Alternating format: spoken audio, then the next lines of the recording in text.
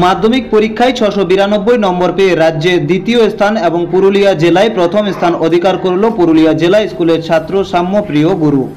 পুরুলিয়া জেলা স্কুলের ছাত্র সাম্যপ্রিয় গুরু রাজ্যে দ্বিতীয় স্থান অধিকার করায় খুশি পুরুলিয়াবাসী সহ তার পরিবারের লোকজন এবং পুরুলিয়া জেলা স্কুলের শিক্ষক শিক্ষিকা ও অন্যান্য ছাত্ররা।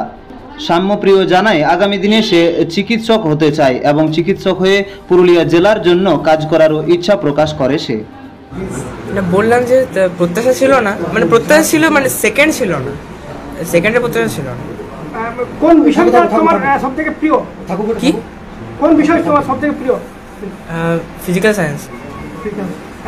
আগামী দিনে তোমার পরিকল্পনা কি রয়েছে, ভবিষ্যৎ কি রয়েছে? বললাম যে ডাক্তারি, চিকিৎসক। হ্যাঁ।